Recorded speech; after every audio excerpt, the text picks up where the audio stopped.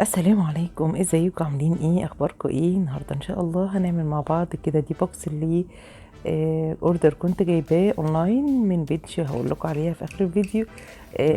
عباره عن كراتين والعلب اللي بعمل فيها باكجنج الاوردرات بتاعتي. هوريكم بقى كل الكراتين اللي انا بستعملها وكمان الشنط. خليكم معايا لاخر الفيديو عشان تعرفوا كل التفاصيل. ودلوقتي نقول بسم الله الرحمن الرحيم والصلاة والسلام على سيدنا محمد، ونبدأ مع بعض الفيديو. اللي أول مرة يشوفني أنا مها، ودي قناتي ماهي ومرستان. ما تنساش تعمل اشتراك للقناة ولايك وشير لو عجبك الفيديو. يلا بينا نبدأ. ده الطرد كده بيجيلي بالمنظر ده، بيبقى اسمه طرد مخيش أو يعني بيبقى في شوال كده. بيبقى معمول الباكجينج بتاعه كده من أكبر علبة لغاية أصغر حاجة خالص عشان يتحافظ عليه، إني أنا بتعامل مع بيجي من طنطا، بتشحن لي الباكجينج دي من طنطا. اول حاجه في الباكج معانا او في الطرد اللي معانا ده الشنط الكرافت.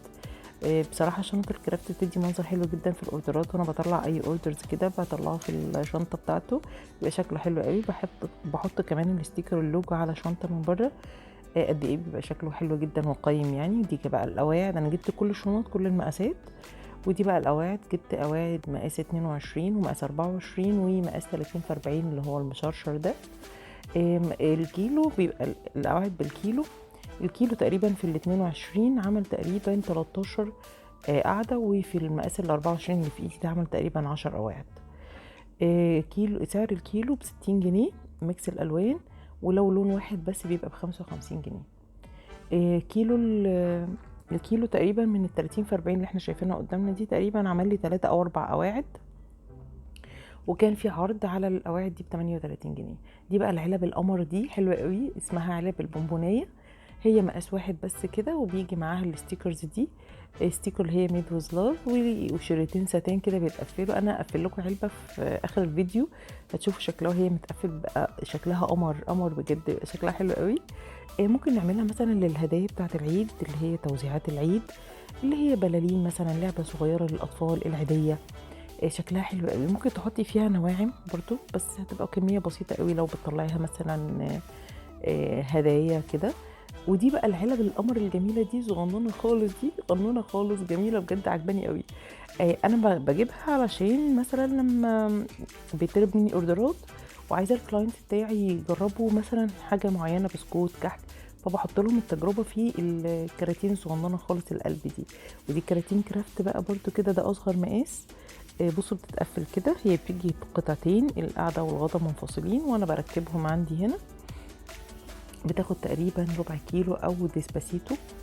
دي الفواصل بتبقى جايه كده متجمعه، بحطها في العلبه بتاعه الشرقي. دي علبه تورته مقاسها 20.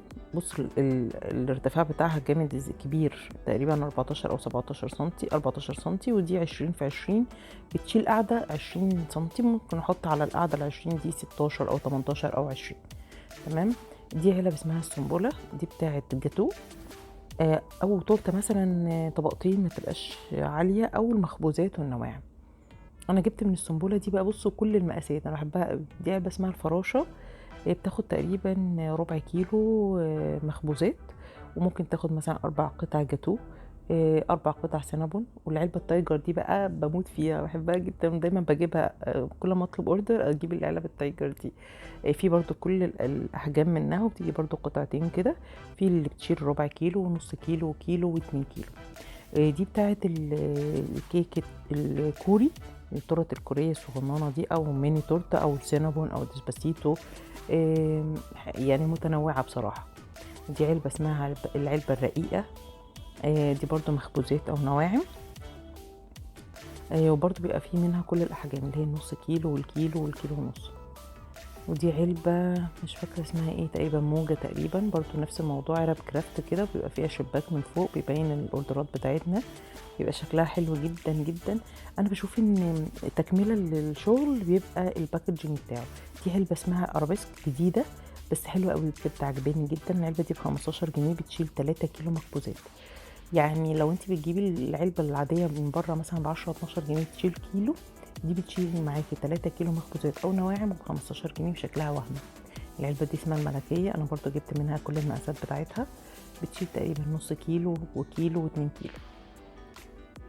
اللي حابب الباكجينج بتاعي وعايز يعرف البيج اللي انا بتعامل معاها يكتب لي في الكومنتات، واللي عايز يسأل عن سعر علبة معينة برضو يكتب لي في الكومنتات، وهقول لكم طبعا كل المعلومات اللي انتوا عايزينها. انا مش بخبي عنكم اي حاجة.